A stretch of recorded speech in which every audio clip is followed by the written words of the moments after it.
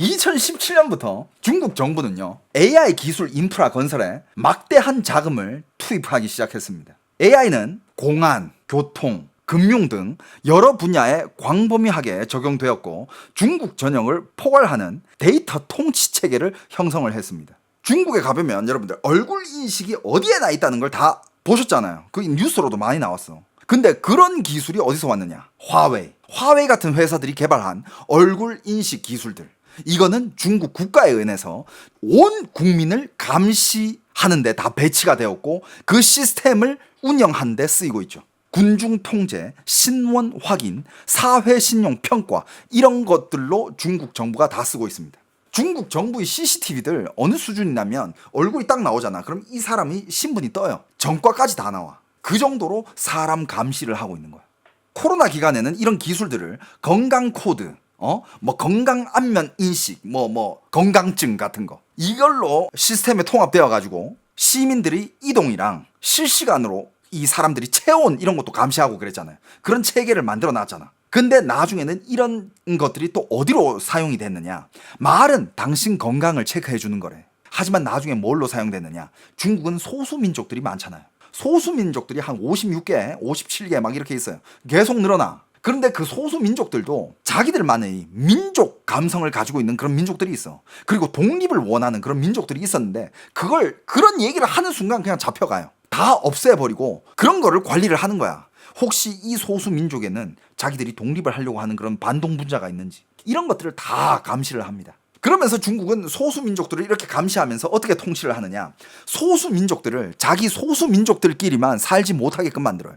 사회로 막 나오게끔 만들고 다른 데 가서 일하게 만들고 이주하게 만들고 그리고 한족들을 그 소수민족 지역으로 가서 일하게 만들고 파견을 보내고 그러니까 민족 간의 믹스를 하는 거예요. 저 민족과 이 민족이 결혼하고 저 민족과 이 민족이 서로 섞여가지고 결혼하고 그리고 소수민족들이 언어까지 지우고 있습니다. 옛날에는요, 그 소수민족들은 각자 소수민족들만의 그 민족 언어 시험이 있었어요. 그리고 대학 갈 때는 그 소수민족들만이 그 언어를 시험 보고 그게 이제 시험의 어느 정도 특혜를 주고 그랬었거든. 근데 요즘은 그런 소수민족 언어 시험 자체를 없애버렸습니다. 과목 자체를 없애버렸어요. 그러면 어떻게 돼? 학생들은 자연스럽게 그걸 안 배우게 돼요. 왜냐? 내가 대학 가기 위해서는 안 그래도 공부할 거 많은데 내가 내 민족 공부, 언어는 그냥 어느 정도 적당히 하면 좋지 그거 공부를 왜 해야 돼? 이렇게 되는 거야. 그래가지고 그런 소수민족들이 언어 자체도 점점 연해지고 민족 희석, 그렇지. 민족 대이동에다가 민족 희석. 이게 100년 지나잖아. 그러면 중국은 그 56개의 민족들이 그냥 다 섞여 있는 거야. 다 막 믹스돼 있어. 그럼 예를 들어서 신장 위구르족 거기는 그런 독립 문제로 시끌벅적했잖아. 티베트족 이런 데도. 근데 얘네 여기 사람들이 한족이랑 섞여가지고 나온 자식이야. 그럼 이 자식은 뭐냐 이거야. 정체성이. 난 독립을 외쳐야 되냐? 아닌데 우리 아빠는 한족인데? 그럼 난 공산당을 지지해야 되냐? 아닌데 우리 엄마 쪽은 독립을 하려고 했던 그런 곳인데? 이렇게 혼란성이 오잖아. 그러니까 중국은 그런 혼란성이 안 오게끔 또 어떻게 하느냐? 어릴 때부터 세뇌를 시켜요. 중국은 하나고 무슨 민족이든 다 하나고 다 같이 잘 살고 있고 다 섞여서 살고 다 중국 사람이고 결국엔 중국 사람들은 뭐다? 공산당을 위해서 복종을 해야 되고 공산당이 있기 때문에 니들이 있고 그래서 나라에 몸을 바칠 준비를 언제든지 해야 되고 이런 것들을 계속 세뇌를 시킵니다. 여러분들 지금 대한민국에 공식적으로 중국인이 100만 명 이상이 들어와 있죠. 만약에 비공식적인 불법 이민자까지 그리고 잠깐 체류하고 유학하는 사람들까지 합치면 얼마나 될까? 200만 명 될까요? 많다. 그리고 그 수많은 중국 사람들이 한국에 와가지고 정말 그냥 살러 위해서 온 걸까? 그냥 조용히 그냥 살다가 갈까? 아니면 그냥 한국 사회에 와가지고 이민을 와가지고 그냥 나는 한국 사람으로 살 거야 하면서 아무 문제를 안 일으키고 그냥 사는 사람들만 있을까? 아니지. 그 중에는 분명 불순한 의도를 가지고 한국으로 밀입국한 그런 중국인들도 있을 거란 말이야. 이게 참 쉽지 않은 문제예요. 이런 식으로 중국 공산당은 AI를 인용해가지고 중국 온 국민을 감시하는 데 쓰고 있는데 중국 공산당은 이런 주장을 서방의 흑색 선전이라고 부릅니다. 그러면서 AI는 중국에서 동시에 통치 도구이자 외교 무기가 되었어요. 기술 진보를 상징하는 동시에 기술 우위를 과시하는 수단이 된 거죠. 과학기술과 무역 경쟁이 격화되면서 미국과 중국 관계는 구조적 대항의 새로운 단계로 들어갔습니다. 2022년 미국의 반도체법 통과는 미국이 공식적으로 첨단 기술 산업을 국가 안보 프레임 안에 넣었다는 것을 의미했습니다. 미국은 동맹국들과 함께 중국에 대한 첨단 기술 수출 제한을 시행을 했습니다. 중국의 대응은 이른바 쌍순환 전략을 추진하는 것이었어요. 내수를 중심으로 하고 외부 수요를 보조적으로 삼아 국제시장 의존도를 줄이겠다라는 구상이었죠. 하지만 실제로는 중국 경제 구조의 취약성이 드러났습니다. 내순환을 하려면 첨단 기술과 높은 소비가 뒷받침되어야 되는데 이게 바로 중국의 약점이에요. 소비자들 사이에서는 신뢰가 하락했죠. 여러분들 지금 중국 항상 다루는 게 그거잖아. 중국은 신뢰를 잃은 사회야. 중국 사람들은 돈을 쓰고 싶어도 이건 과연 안전할까? 얘네 뭐 또 장난치지 않았을까? 이 값어치를 할까? 의심이 생겨. 그래가지고 중국 사람들은 아예 내가 이런 거를 구분 못하고 니들이 항상 그렇게 가짜를 진짜처럼 만들지 나 그냥 돈 안 쓸래. 이렇게 되어버리는 거야. 그래서 중국 사람들도 메이드 인 차이나 안 쓴다니까. 메이드 인 재팬, 메이드 인 코리아, 메이드 인 USA, 메이드 인 유럽, 뭐 메이드 인 어디. 메이드 인 차이나 중국 사람들도 잘 안 쓸라 그래. 돈만 있다면, 상황만, 여건만 충족이 된다면. 메이드 인 USA 겁나 좋아해요. 메이드 인 USA, 메이드 인 재팬 개 좋아해. 화장품 이런 것들은 또 메이드 인 코리아 엄청 좋아하고. 근데 걔네들은 한국 화장품까지 가짜로 만들어요. 그러면서 국뽕을 내세웁니다. 중국도 충분한 이런 기술력이 있고 이렇게 똑같은 혹은 이것보다 훨씬 더 훌륭한 화장품 혹은 훌륭한 물건을 만들어냈는데 왜 국산을 안 쓰냐? 국산을 써야 된다. 우리 국력을 결집시켜야 된다. 이런 식으로 그러면 중국 사람들은 또 국산품을 쓰는 사람들도 있어. 거기 세뇌당한 애들은. 근데 써보면 알지. 한 20년 뒤쳐져 있다는 거. 화장품은 가짜였고 기계들도 가짜였어. 기능도 그만큼 못해. 한국 다이소에 중국인들 없다고요? 중국인들이 한국까지 왔는데 메이드 인 차이나 이런 거 보잖아. 걔네들 치를 떤다니까. 메이드 인 차이나는 그냥 중국에서 쓰면 돼. 걔네들 한국까지 여행 왔는데 뭐 하러 왔겠어? 메이드 인 차이나 거를 한국까지 와서 사러 왔겠어? 한국 와가지고 올리브영을 갔어. 올리브영 가면 당연히 한국에서 내놓으라 하는 잘 만드는 화장품 회사들이 그런 화장품들이 깔려 있잖아. 그거 딱 보면서 와 이거 좋다 이거 좋다. 야 중국 사람들 올리브영 진짜 많이 가. 미친 듯이 사요. 근데 어느 중국 사람도 들어가가지고 여기 중국산 화장품 있나요? 이런 병신 같은 질문 하는 중국 사람은 없어요.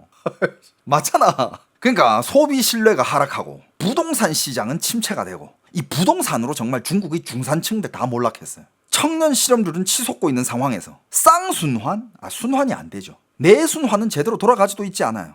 돈을 안 쓰니까. 그러니까 중국이 장벽이 높았던 그 무비자까지 실행을 하면서 외국인들한테 와서 제발 돈 좀 써달라고 그러고 있고 외순환도 점점 막히고 있는 상황이고 특히 현재 중국의 기술 민족주의는 방어라는 명분으로 개방성을 약화시키고 안전을 목표로 혁신 환경을 희생시키고 있는 그런 상황이에요.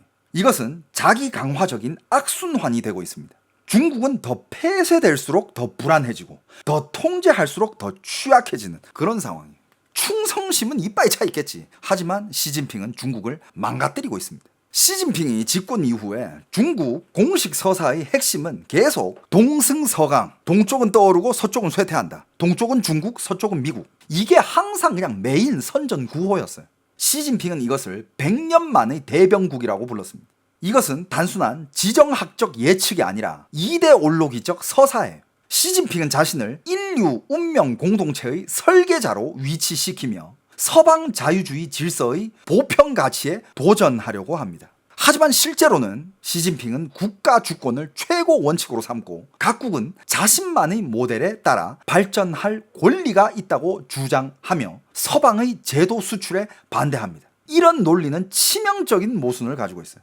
중국 공산당은 외부에서는 체계의 평등을 추구한다고 말하지만 내부에서는 체계의 불평등을 유지합니다. 국제적으로는 다극화를 강조하지만 국내에서는 일극화된 통치를 실시해.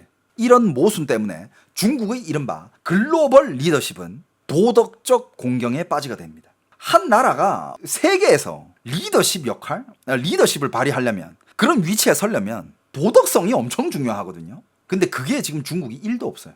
인권 이런 거 얼마나 중요시합니까? 자유, 인권, 도덕성. 요번에 중국이 뭐 한 60개국에 또 관세를 추가하려고 한다 그러잖아요. 그 관세가 뭐다? 뭐 강제 노동에 의한 나오는 생산품인가? 그런 거에 대해서 관세를 추가한다 그러잖아. 그 누구 향한 거예요? 중국 때리는 거야 그거. 그 중국 겨냥하는 거예요. 중국을 포함한 독재 국가들 겨냥하는 거야.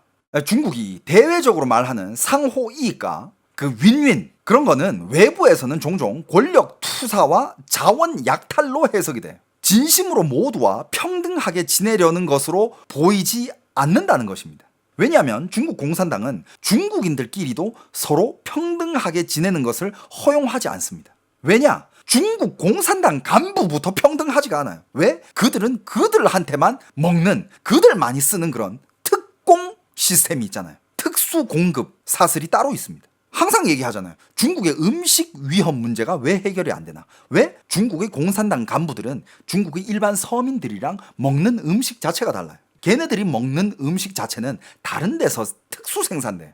걔네들한테만 공급이 됩니다. 중국의 특공 시스템 여러 번 다뤘어요. 덩샤오핑의 개혁은 과거 중국 공산당을 일종의 기술관리형 정당으로 전환하려는 시도였습니다. 기술 관료와 시장 논리로 이데올로기와 정치 동원을 대체하려 한 것이죠. 반면 시진핑 노선은 이 전환을 되돌리려고 합니다.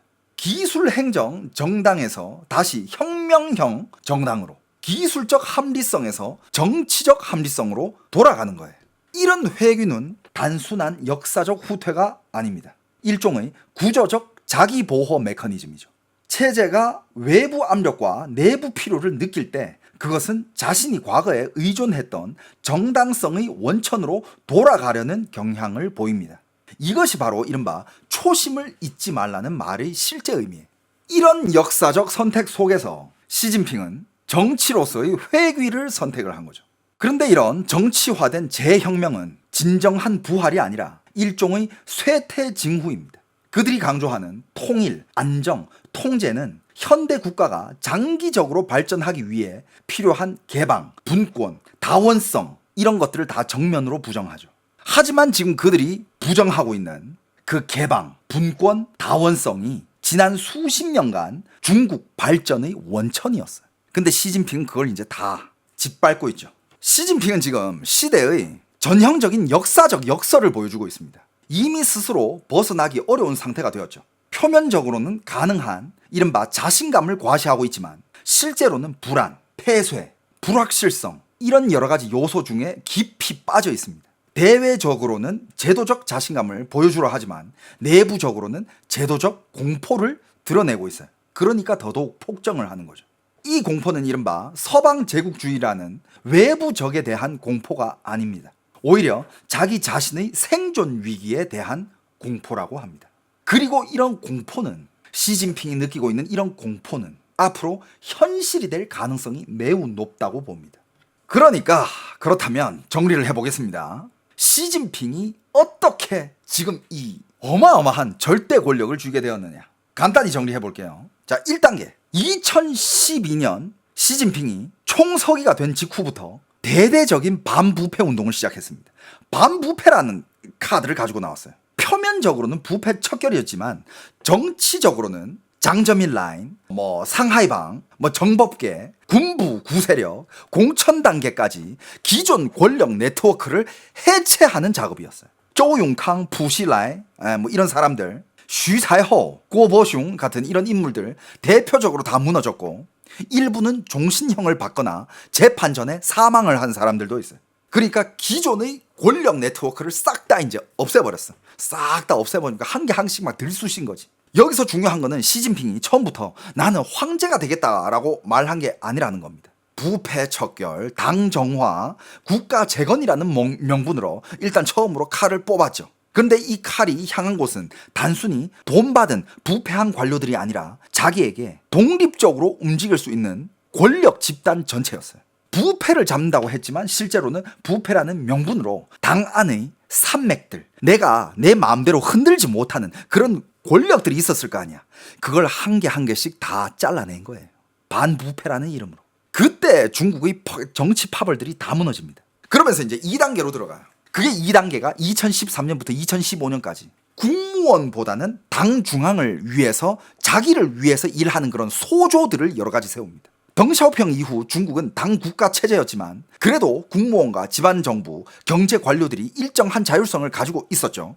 그런데 시진핑은 집권 후에 각종 중앙 영도 소조, 중앙위원회 성격의 기구들을 여러 개를 만들어가지고 이 기구들을 강화합니다.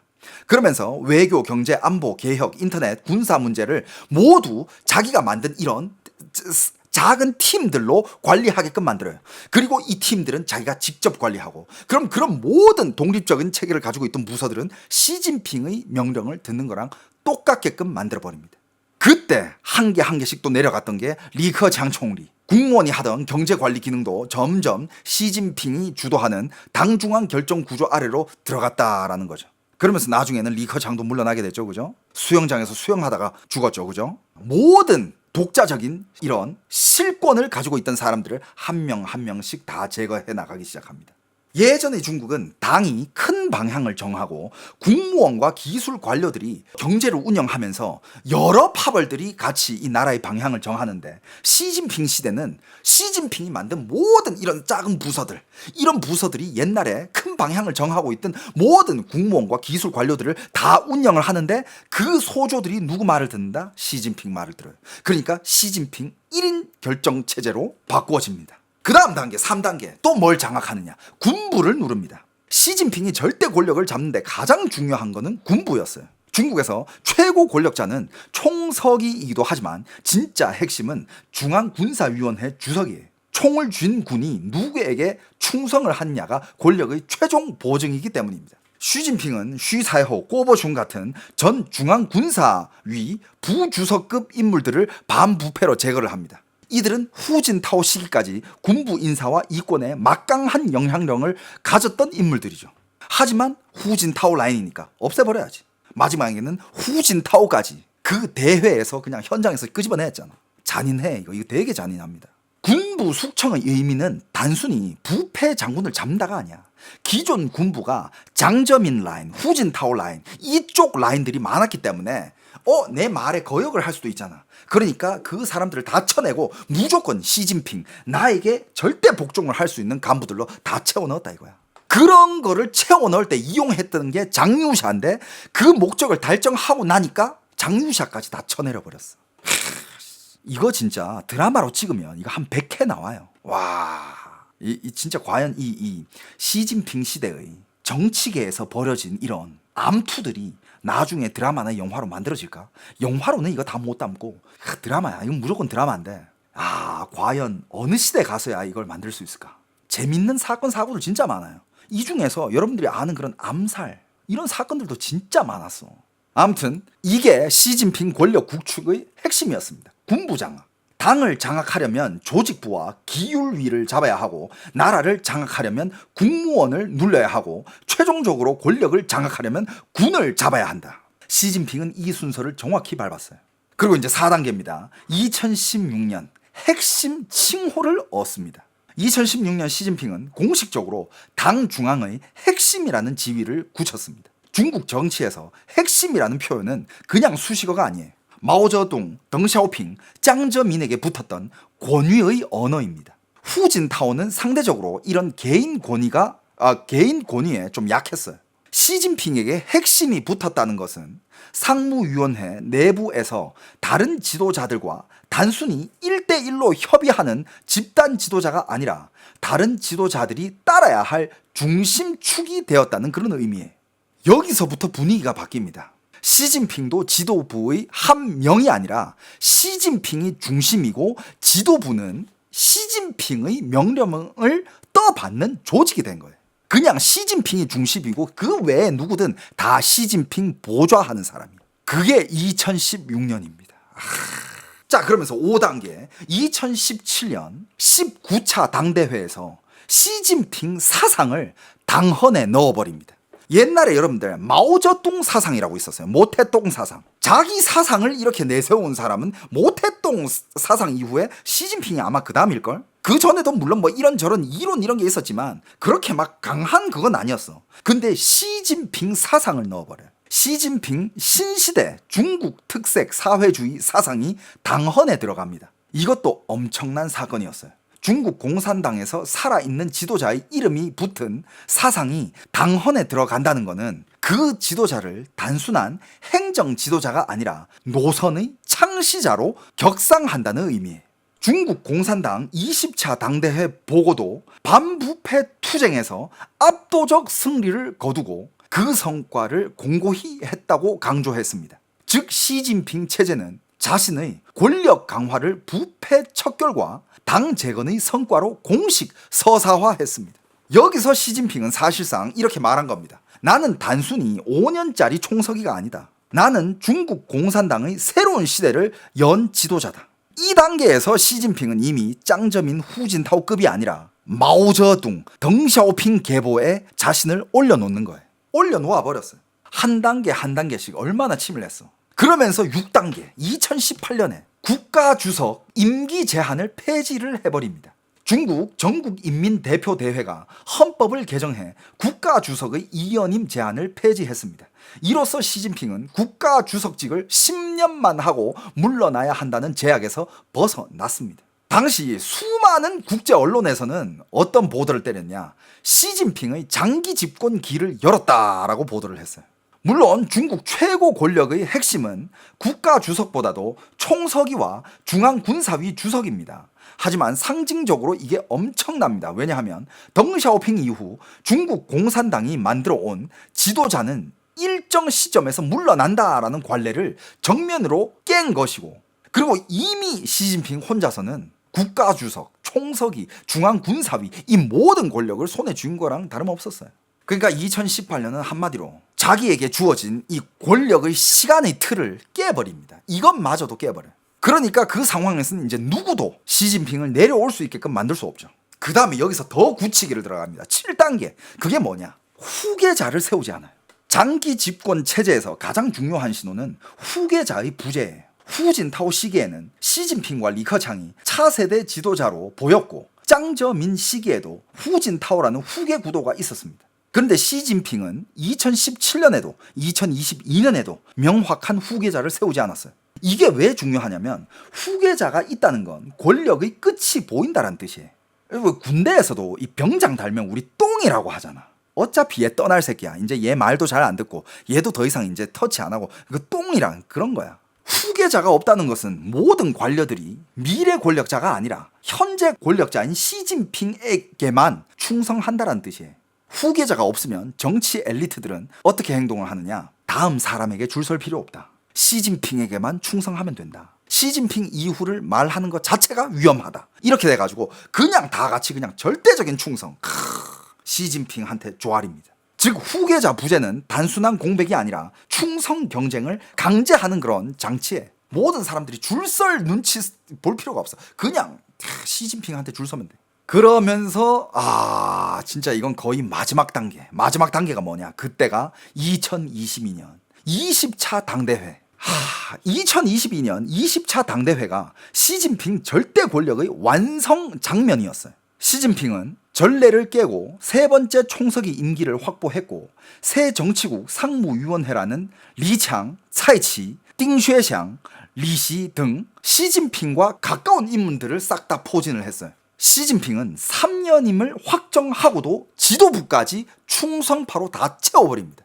이때 리커창, 왕양 같은 비교적 온건하거나 다른 계파 색채가 있는 인물들은 상무위원회에서 다 빠졌습니다. 그리고 후진타오가 당대회 폐막식 도중 예기치 않게 퇴장하는, 끌려 나가는 장면까지 전 세계에 중계되면서 그냥 전 세계에 알렸어요. 이제 시진핑은 나는 중국을 완벽하게 장악했다라는 것을 보여주는 거였어요.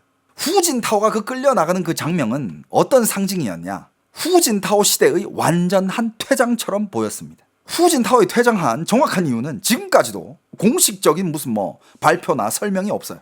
하지만 이 장면의 정치적 의미는 막강했죠. 이제 상무위원회는 권력 균형의 테이블이 아니라 시진핑 노선을 집행하는 팀이 되었다. 독재자의 퍼즐. 이런 독재자는 최악이야, 여러분. 진짜 이런 독재자는요, 여러분들 최악입니다, 진짜. 야, 이런 독재자가 있는 나라에서 안 살고 있는 거를 진짜 복 받았다라고 생각하세요.